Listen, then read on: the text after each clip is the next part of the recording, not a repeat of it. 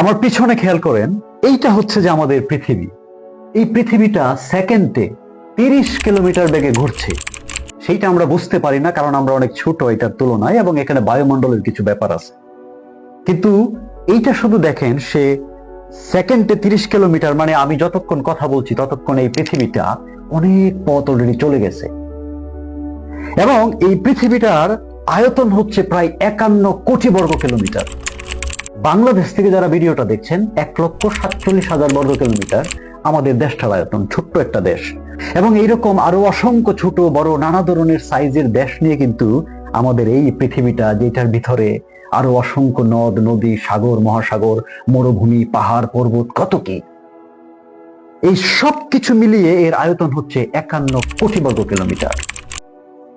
এবং এই যে দূরে আপনারা চাঁদটা দেখছেন, সেও কিন্তু ঘুরছে এটার চারপাশে। এবং ঘোরার ফলেই আমরা পৃথিবীর এক এক জায়গা থেকে 15 দিন এইখানে চাঁদ দেখা গেলে অপোজিটে 15 দিন দেখা যায়। এই ব্যাপারগুলো ঘটছে। কথা হলো, সকাল বেলায় আমরা যে সূর্যটা দেখি, ওই যে দূরের সূর্যটা, সেইটা এই যে পৃথিবীটা, এইটার 13 লক্ষ গুণ বড়। অর্থাৎ আমি এবং আপনি এই পৃথিবীর 13 লক্ষ পৃথিবীকে ধরে নিয়ে ওই সূর্যটায় বসায় দিতে পারবো। এত বড় হচ্ছে সূর্যটা। দেখুন, আপনাদের একটা মজার কথা বলি। আমরা যখন ছোট ছিলাম, হারিকেনের আলোয় সন্ধ্যায় পড়তে বসতাম। গ্রীষ্মকাল, প্রচন্ড গরম, বিদ্যুৎ চলে গেল, ঘামছি, তাও কবিতা পড়ে যাচ্ছি। আমাদের ছোট নদী চলে বাঁকে বাঁকে। ছোট্ট একটা হারিকেন হালকা আলো দিচ্ছে। হারিকেনের গ্লাসের ভিতর দিয়ে কিন্তু এক ধরনের তাপ এসে লাগতো, তখন আরো গরম লাগতো, আরো ঘামতাম, কষ্ট হতো আর কি। ছোট্ট একটা হারিকেন যেভাবে জ্বলতো আপনার সামনে, সূর্যটাও ঠিক 15 কোটি কিলোমিটার দূরে একইভাবে জ্বলছে। এবং এই জ্বলার ফলে যে তাপটা আসে, যে আলোটা আসে হারিকেনের মতো, সেইটাই আমরা পৃথিবীতে পাই। এবং গ্রীষ্মকালে আপনারা জানেন গরমে কত কষ্ট হয় মানুষের। চিন্তা করেন, 15 কোটি কিলোমিটার, তারপরেও এত গরম লাগে। সেই সূর্যটা হচ্ছে যে 13 লক্ষ পৃথিবীর সমান বড়। সবচেয়ে মজার ব্যাপার হলো, পৃথিবীটার মতোই এই সূর্যটার আশেপাশে আরো কতগুলো ছোট ছোট গ্রহ উপগ্রহ ঘুরছে। এবং এই সব কিছু মিলিয়েই এটাকে আমরা বলছি আমাদের সূর্যের জগৎ বা সৌরজগৎ।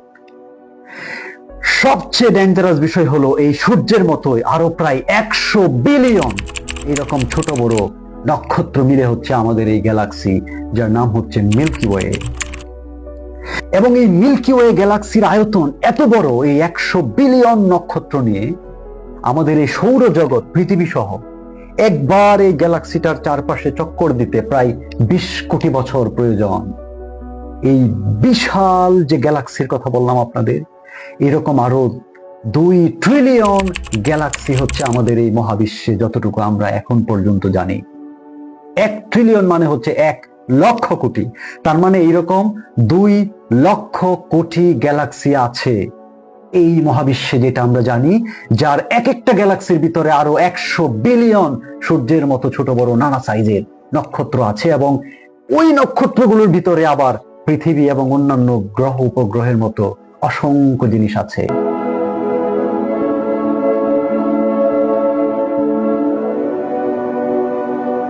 প্রিয় দর্শক, তোমরা যেখানে সাধ চলে যাও, আমি রয়ে যাব এই বাংলার পারে। দেখিব কাঁঠাল পাতা জড়িতেছে ভোরের বাতাসে। কথাটা বলেছিলেন জীবনানন্দ দাশ, একটা কবিতার 2টো লাইন। জীবনানন্দ দাশ তখন বলছেন, যখন আমরা দেখি যে পুরো পৃথিবী আমেরিকাময়, ইউরোপময় স্বপ্নে বিভোর, যেখানে মানুষ ছুটে যেতে চায় নিউ ইয়র্ক, লন্ডন কিংবা জার্মানি। এই স্রোতের বিপরীতে গিয়ে একজন কবি এই সাহস কোথায় পেলেন? তিনি বলেন যে তিনি এই কাঁঠাল পাতা ঝরে পড়া দেখার জন্য রয়ে যাবেন বাংলায়। প্রশ্ন হলো, একদিকে জীবনানন্দের কবিতা, আর একদিকে এই বিস্তীর্ণ মহাবিশ্ব এবং মহাকাশ। এই দুইটার কথা আপনাদের কেন বললাম? এই যে পৃথিবীটা সূর্যটাকে কেন্দ্র করে ঘুরছে, এই সূর্যের চারপাশে তার ঘুরে আসতে 1 বছর সময় লাগে। এইখান থেকে শুরু করলে ঘুরে আবার এখানে আসতে তার 1 বছর সময় লাগে। এই 1 বছর সময়ের ভিতরে সূর্যের সাথে পৃথিবীর যে অবস্থান, সবকিছুর কারণে মূলত আমাদের ঋতুগুলোর পরিবর্তন হয়। পৃথিবী তার নিজের জায়গায় ঘুরছে, সেইটা আমাকে দিন দিচ্ছে, রাত দিচ্ছে। এবং এই যে চাঁদ ঘুরছে, এইটার ফলে কিন্তু সেই জোয়ার ভাটা হচ্ছে।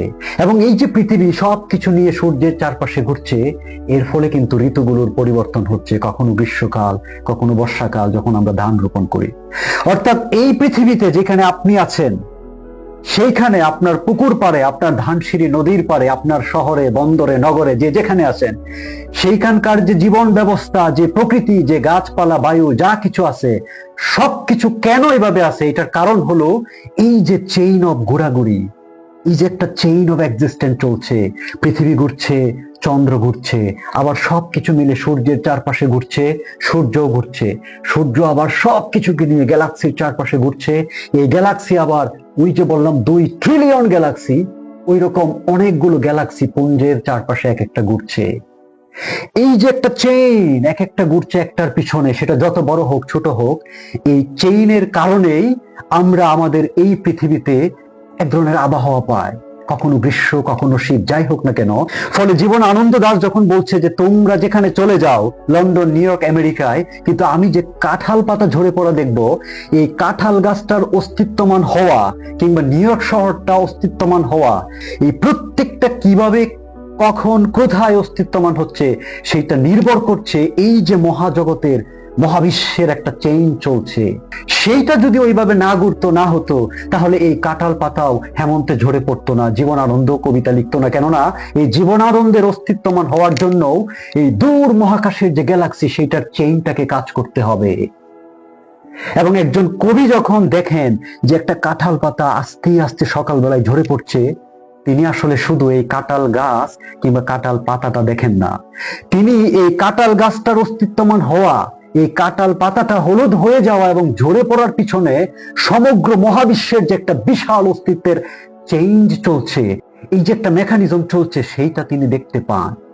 যা স্বপ্ন, যা কিছু, রাজনীতি, অর্থনীতি, যুদ্ধ, মারামারি, খুন খারাপি, অন্যায়, অত্যাচার, প্রেম, ভালোবাসা, ফিলসফি, কবিতা, সবকিছু ঘটছে এই যে মহাজাগতিক যে চেইনটা, এই চেইনটা চলছে বলেই। যেটা বুঝাতে চাইলাম এতক্ষণ, এই কবিতা, এই মহাবিশ্ব, এই ফিলসফি, জীবন আনন্দ কিংবা কাঁঠাল পাতার ঝরে পড়া, লেসন একটাই, এই যে আপনি আমি আমরা যে যেখানে আছি, সেটা হোক হেমন্তের হলুদ পাতা কিংবা বসন্তের কোনো প্রেমিক, কিংবা সেটা হোক নিউ ইয়র্কের কোনো ধনী ব্যক্তি, কিংবা সেটা হোক ধানসিঁড়ির সেই ছোট্ট গ্রামের পাড়ের কোনো এক কৃষক, সবার অস্তিত্ব একটা সুতোই, একটা চেইনের ভিতর দিয়ে হচ্ছে। এই জন্য জীবন আনন্দ বুঝতে পারেন যে এই যে কাঁঠাল পাতাটা ঝরে পড়া যে চেইনে হচ্ছে, একই চেইনে সেই দূরের 2 লক্ষ কোটি গ্যালাক্সি ঘুরে বেড়াচ্ছে আমাদের এই মহাকাশে। এতটা গভীরে দেখতে পারেন একজন কবি, একজন দার্শনিক, যার ফলে তারা বুঝতে পারেন যে একটা কাঁঠাল পাতা ঝরে পড়ার ভিতরেও কত আনন্দ, অস্তিত্বের কি এক রহস্য। তখন তারা স্তব্ধ হয়ে যান, চুপ হয়ে যান, এবং তারা মানুষকেও বলেন তোমরা শান্ত থাকো, তোমরা এইখানেই সুখ খুঁজো, কিন্তু তাড়াহুড়ো, অস্থিরতা, যুদ্ধ, মারামারি, খুনাখুনি, এগুলো বন্ধ করো, নিজের অস্তিত্বের এই চেইনটাকে বোঝার চেষ্টা করো। তখনই তুমি তোমার জীবনের পূর্ণাঙ্গতা খুঁজে পাবা সুখ এবং সমৃদ্ধি। ভালো থাকবেন সবাই।